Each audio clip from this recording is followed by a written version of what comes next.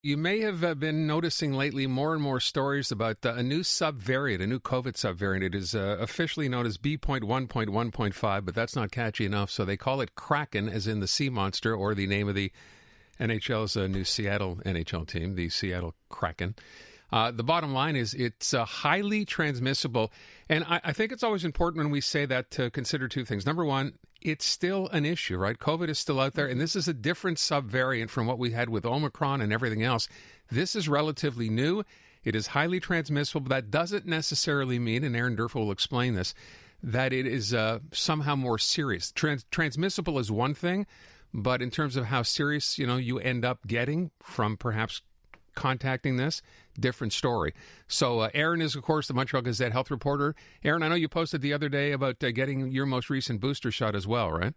Yeah, the bivalent. I'm very happy that I got it. And that's, I think, good news for your listeners that some of the research that's emerging is showing that that the bivalent offers very good protection against XBB 1.5 or Kraken. And as to the other point that you mentioned, I mean, one has to still be on guard, but looking at what's going on in New York State, we're not seeing anything remotely like what had been observed during the first Omicron wave last winter. And New York State or Quebec tracks very well with New York State, and both jurisdictions were hit with these huge waves last winter. You'll recall. The ICUs were swamped, and they had to make these decisions. Who would live, or they were thinking that they would have to make decisions of who would live or who would die in the ICU. Mercifully, that never happened. So, if you're looking at New York State, and again, that's a good bellwether. We're seeing hospitalizations beginning to dip in New York State, and when we're talking about Quebec, I think that we're going to be hit with likely a Kraken wave in the coming weeks. It might peak, at the end of January, but I don't think we're going to see anything nearly like we saw last winter. And reading the experts, tracking their opinions, nothing remotely like that. But at the same time, that's no cause for complacency or to be lulled into a false sense of security. We still have the flu circulating. Some people might get these co-infections. So we still have to be careful. And I would urge your listeners to get the booster and to mask up in public. I have two questions for you. When you got your vaccination, were you told this time that was your last shot by chance? Because we've heard from some listeners that that's the messaging.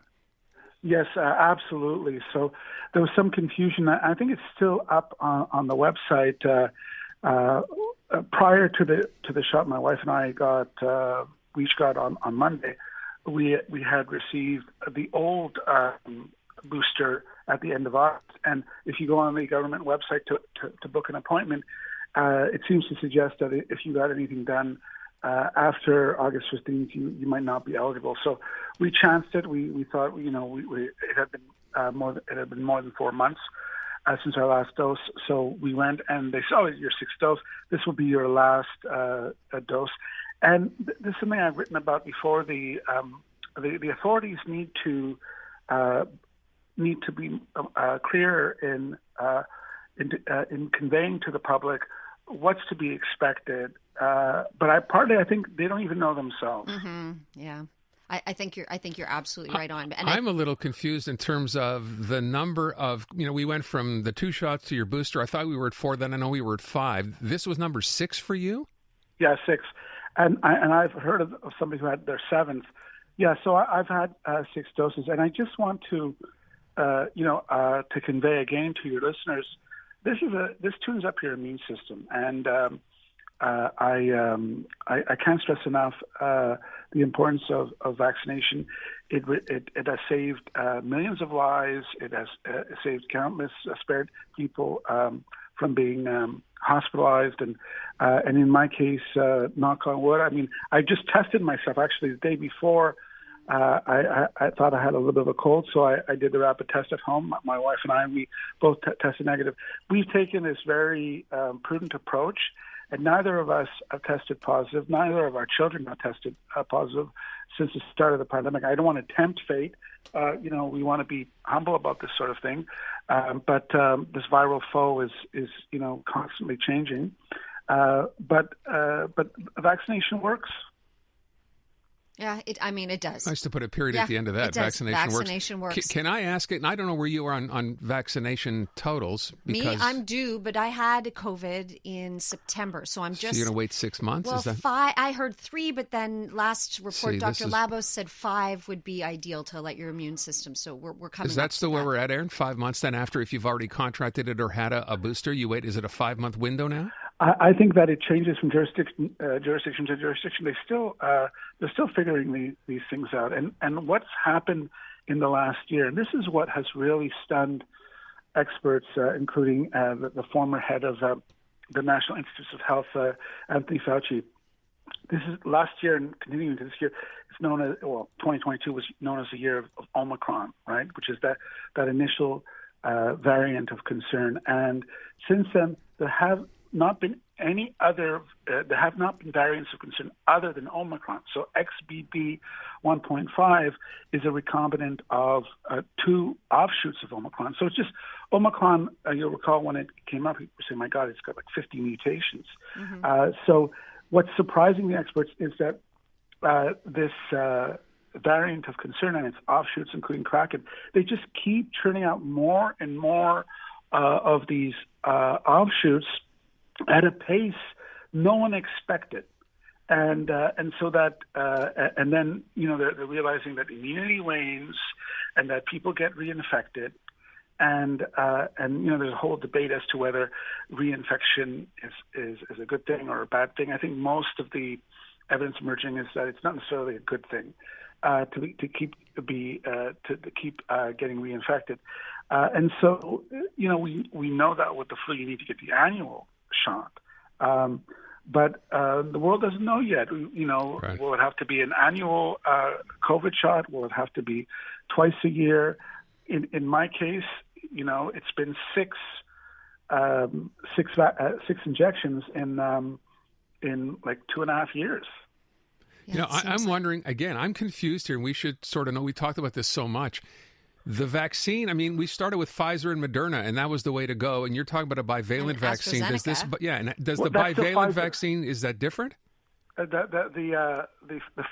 still when you go to the vaccine clinic, they're going to offer you a choice between the Moderna bivalent or the Pfizer bivalent. And in my case, I once got the Moderna, but most of the time it's been Pfizer.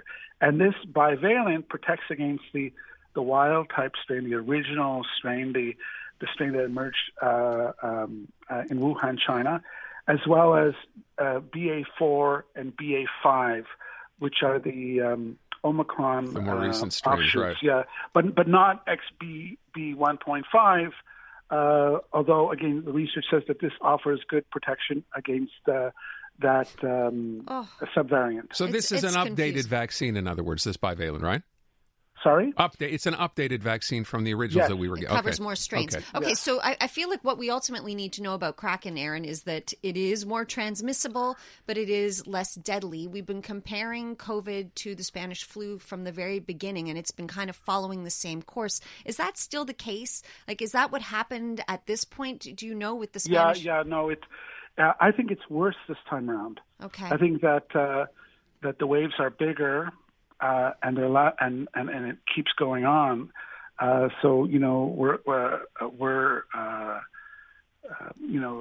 we've basically reached the 3rd anniversary of this pandemic. We're entering into the 4th year.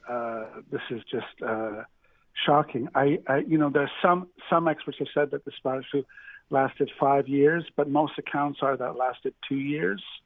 And there were these waves, and people let up, the guard, and then it continued. And I think this is what's happened is that, you just have to look at healthcare systems around the world. It's not just Quebec where ERs are overcrowded. It's now happening in Britain. It's happening in Spain and in France. Their systems are overwhelmed. So this decision to say, well, we're in a post-COVID situation. We're not. You still have these hospitalizations.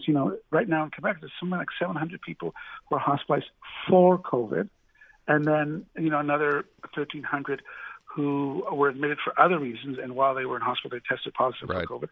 And then you have another and in that number, you have about 50, 60 people who are in the ICU for COVID. So this is really straining our healthcare resources, and at the same time, there's been this laissez-faire attitude of well, it's over, but it's not over, and you see the result in healthcare systems, and I believe you see the result in the continuing churning out of more of these subvariants that are prolonging the pandemic. Mm-hmm. Mm-hmm.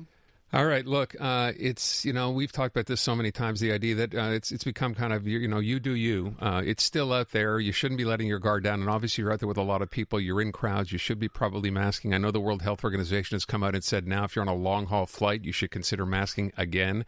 So there's still a lot to contend with here. Aaron, we're out of time. I thank you so much. I appreciate it as always. My pleasure. Aaron DERFEL, Montreal Gazette health reporter on this new subvariant called Kraken.